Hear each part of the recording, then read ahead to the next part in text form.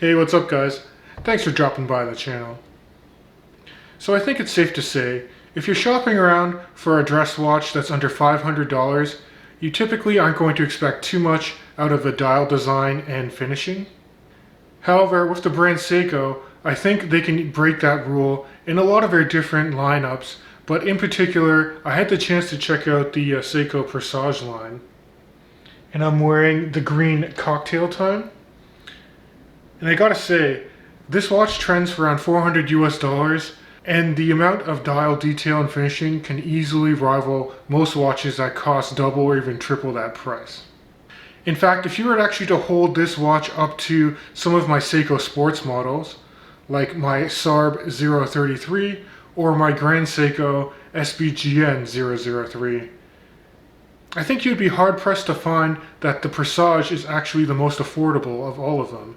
It's a few $100s cheaper than what the SARB trends for, and it's a few $1,000s less expensive than my Grand Seiko GMT. Now, with this value proposition in mind, does this Seiko Presage Cocktail Time have a place in your collection? Well, let's flip perspectives now and check out the watch up close.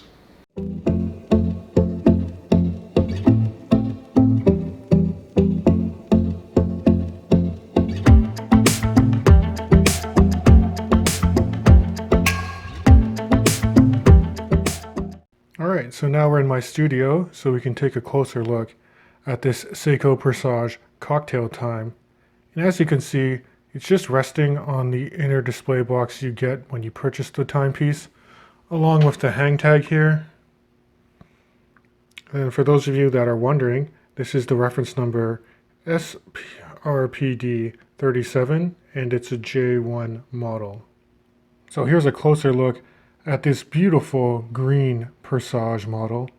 And as I stated, I'm just blown away by the execution of the dial, the high polish on the case, and even the supplied strap and deployment buckle I was quite impressed with for the price.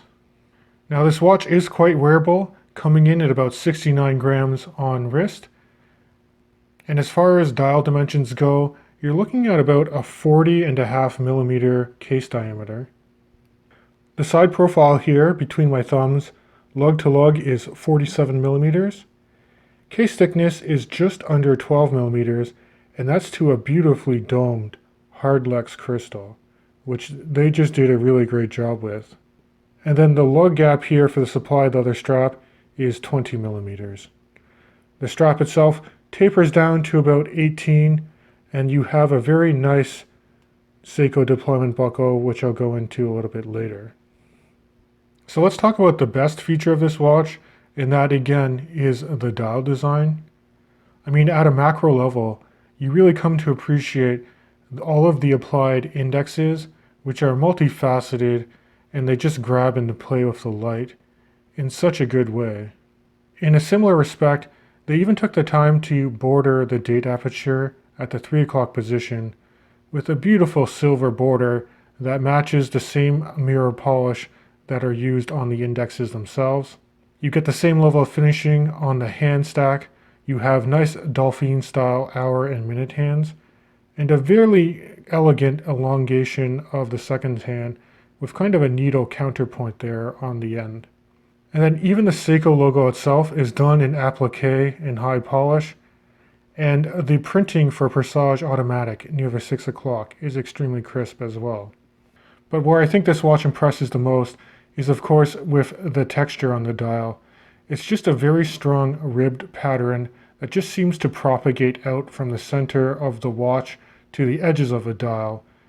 And again, in different lighting conditions, this can look very subtle and really dark, or it could really just pop and you get a very nice texture and a very high verdant green color. And if we move away from the dial and just look around at the case finishes, you can see it's all done in very high polish. I do like that they signed the crown with the Seiko S. More and more these days, you see Seiko leaving unbranded crowns, and I just figure, you know, if you're going to commit to Seiko brand, you might as well do it on the crown as well.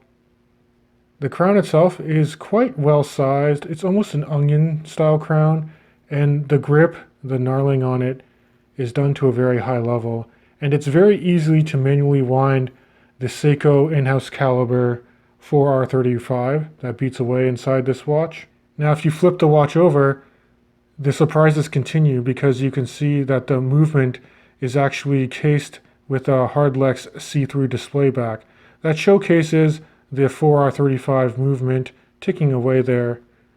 And while it's not the most beautiful movement you can get, they do have some nice striping on the plates of the movement, and you do have that custom gold tone rotor that indicates that this is the 4R35B with 23 jewels. This movement is hacking and hand wind, has about a 40-hour power reserve, and beats away about 3 Hz or 21,600 vibrations per hour. So if you want to manual wind this movement, you don't need to unscrew the crown. It's a non-screwed on crown, but manually winding it is actually quite smooth. Now since you don't screw it down, this only has about a 50-meter water resistance, but again, you're dealing with a dress watch, so I don't think you can expect extremely robust water resistance from this timepiece. Popping it out to the first position is your quick date set function. And then if I pull it all the way out, you can see I just hacked the movement, and you can adjust the time to a reference time or set it however you like. I do appreciate that this watch has kind of a gold tone seconds hand, just to give some variation in the case color.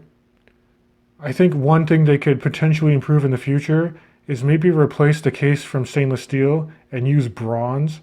I just love how bronze works with gold and green tones, and I think a bronze dress watch from Seiko would sell like hotcakes. Now moving along to the supplied leather strap, again, I was quite impressed with this. It's nicely bolstered leather. It's quite comfortable. You don't need a lot of break-in time. And it tapers from 20 at the head to about 18 here. The deployment class has the Seiko branding on it. And if you open up the arms, you can actually see it's milled out stainless steel, which is not your typical Seiko stamped affair that you get for watches in this price range from their Prospects line. And then one value-added feature they added for the strap too is that you can actually see that they have quick release bars. So if you wanted to swap the strap out for a different option, you can do that in a jiffy with these quick release spring bars. So here's how the Seiko Presage Cocktail Time sits on my 19 centimeter circumference wrist, or approximately 7.5 inches. And as you can see, it's extremely comfortable to wear. I do love the use of a deployment buckle on the leather strap. And one thing I'll mention about wearing this watch on my wrist for about a week now is it does wear slightly larger than its dimensions suggest, probably more closer to like a 41.5 millimeter. And that's just to do with the beautiful domed effect of the Hardlex crystal and the lack of a really strong outer bezel. It's mostly dial real estate with this watch, but I just love the pop of color, and that rib texture really comes through with all that dial real estate. So before I wrap up this video, I'll just mention some points that I think could potentially be improved for future iterations of this watch. Again, it's hard to nitpick too much considering the price point, but I do think the fact that the crystal is Hardlex and the case is all done in high polish, this thing will probably attract scratches over time. Again, I know that this is a dress watch, so you're probably not going to be wearing it in really harsh environments to begin with, but that's just something to keep in mind. And also, because I am a Seikopath, I kind of wish that they put some Lumibrite on the indices and a hand stack, kind of like they did with the SARD lineup. But again, I can't really complain too much because this is definitely more in their dressier catalog. It's not every day you can find a watch that's executed at such a high level that it rivals the dial detail and finishing on watches that cost 2 to 3 times its price point. Now this watch does come in a few different colorways, so please leave a comment in the description of this video on what your favorite colorway is for the Seiko Cocktail Time lineup, and what's your favorite budget dress watch. If you enjoy this content, please consider subscribing to my channel, and as always, I'll catch you guys in the next video.